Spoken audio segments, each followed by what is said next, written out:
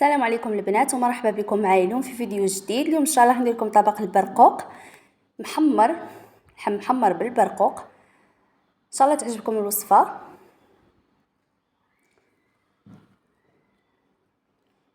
نروحوا لطريقه التحضير.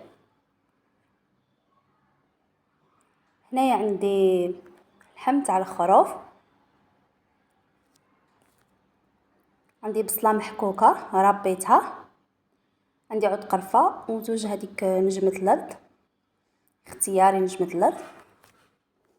بالنسبه للتوابل عندي زعفران، مغرف صغيره زعفران، ونص مغرف صغيره سكينجبير، ونص مغرف صغيره فلفل اسود، وعندنا الملح بطبيعه الحال.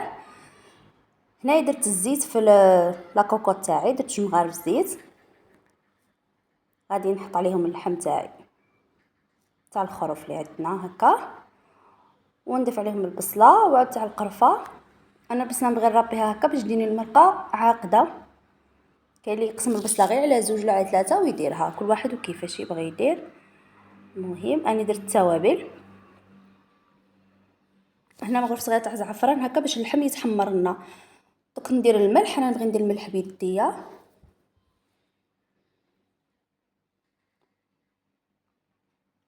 غادي ندخلوا هذيك البصله والتوابل هكا مليح في اللحم.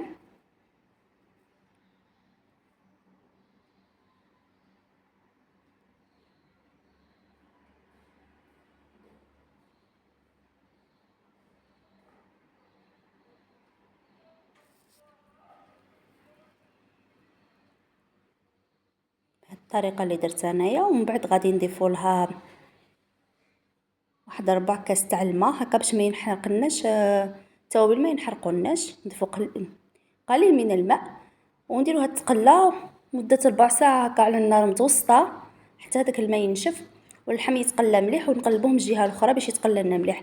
هنا عندي اللوز هذا قليته في الزيت، غادي نضيف عليه شويه ملح هكا ونخليوه باش نزينوا به من الفوق. قليته في الزيت بارد، يعني نديروا المقله فوق النار، زيت بارد، ونحطوا فيه اللوز ونخليوه يتقلى.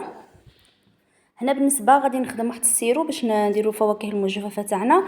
عندي نص كاس تاع الماء ولا كاس الا ربع تاع السكر وكاس الا ربع تاع الماء. غادي نضيف عليه 4 كاس تاع ماء زهر، نوعيه جيده يكون ماء زهر. هنا بالنسبه للفواكه المجففه، هنا هاد السيرو غادي نخليه يغلي فوق النار واحد 2 دقائق هكذا، ونضيف عليه الفواكه المجففه. هنا عندي اناناس وعندي هذيك المونغا. هي في الاصل مع البرقوق نديروا المشماش المجفف. المشماش المجفف الا كان عندكم، انا ما كانش عندي، كان عندي هذا، استعملت هذا الاناناس هذا للديكور. انا بعد ما غلى لي هذاك السيرو ضفت الاناناس هذيك المونغا وخليتهم على نار قليله واحد 10 دقائق هكذا ونحيهم باش نزينوا بهم. هنا بالنسبه للحم تاعنا بعد ما تقلى راني قليته مليح، هذيك المرقه كاع نشفت هذاك الكاس تاع نص كاس تاع الماء اللي درتو. دركا غادي نمرقوا بالماء سخون، ونحاول ما نغطيوش كاع اللحم، يعني نمرقوا كيما راك تشوف هكا في الصوره، ونغطيو عليه ونخلوه يطيب. دوك نروحوا للبرقوق. هذا البرقوق ماذا بكم تكون نوعيه جيده. غادي عندكم 2 طرق للبرقوق. اولا غادي نفوره في الكسكس هكذا ونغطي عليه ونفوره فوق النار، نديرها فوق القدره ونفوره.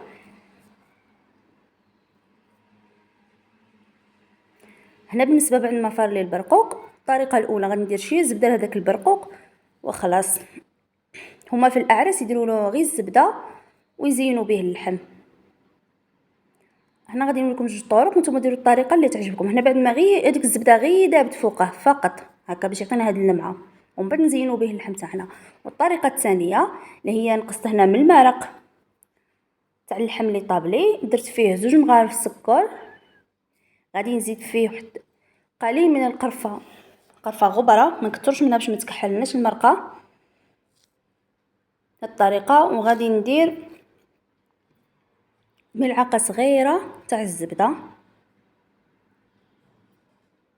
ديروا مغرف صغيره تاع الزبده ونحركوا ونضيفوا الكميه تاع البرقوق. نديروا الكميه تاع البرقوق اللي بقات لي نديرها مع هذا المرق ونخليه يغلي شويه هكذا باش ياخذ النكهه تاع المرق تاع اللحم، ونزينو به حتى هو اللحم. هادو جوج طرق. ديروا الطريقه اللي عجبتكم، هي هاد الطريقه تاع المرقه، نديرو برقوق في المرقه، ولا غير تفوروه وتحطوه فوق. هنايا كما قلت لكم هذا، عفوا، هذا اللحم بعد ما نقص منه المرق بقى قليل من المرق، غادي نخليه يتجمر على قليله، هذاك اللحم كاع يشرب ليه هذيك المرقه ويتحمر لي مليح.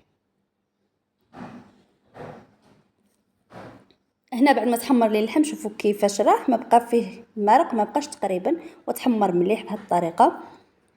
وهذا هو البرقوق تاعنا اللي درناه في المرقه بهذه الطريقه، عفوا. وهذا البرقوق اللي درنا له غير الزبده، وهذاك اللوز اللي قليناه، وهذا عندي الفواكه المجففه، عفوا. هنا طريقه التقديم، نديروا اللحم في الوسط هكا بهذه الطريقه في الطبق، كي جا محمر وجا بنين بزاف بزاف. نتمنى تجربوا هذه الوصفه على هذه الطريقه. دوكا راح نديروا البرقوق تاعنا هكذا.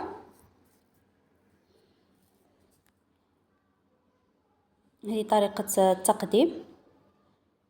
هاد الطبق نديروه في العرس بزاف عندنا هنايا حنا في مدينه مغنيه.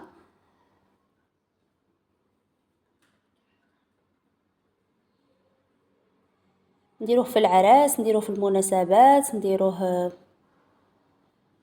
بزاف. ان شاء الله يكون هاد الوصفه عجبتكم وتجربوها، تعطينا رايكم في التعليقات.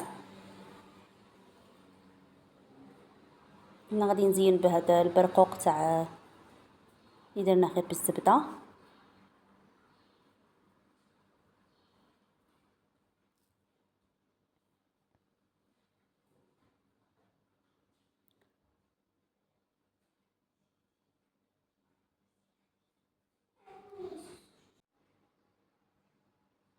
نكملوا التزيين بهذه الطريقه. نضيفوا الفواكه المجففه.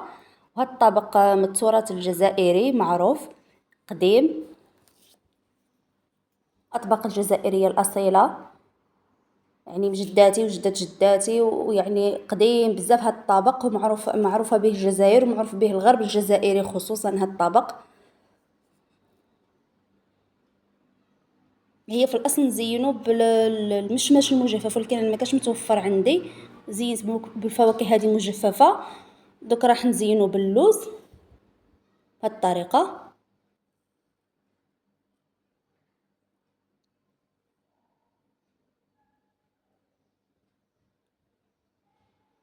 نتمنى هذه الوصفه تعجبكم، وتقولوا لي رايكم في التعليقات، وكيفاش نتوما تطيبوه، ولا كيفاش الا بهذه الطريقه، ولا عندكم طريقه اخرى ماذا بيا نعرفها. هنا عندي هذا السمسم اللي هو جلجلان اختياري، نزينو به هكذا من الفوق. وجه الطبق همه للمناسبات، للضيوف يجوا عندك ضيوف عزاز عليك، تقدمي لهم هذا الطبق، تحمري وجهك به ما يقولوا هكا. ان شاء الله نكون فتكم بهذه الوصفه، نال اعجابكم، وخليوا لي رايكم في التعليقات كيفاش جاتكم هذه الوصفه، وكيفاش طيبوها، ولا عجبكم ولا لا. وشكرا على المتابعه.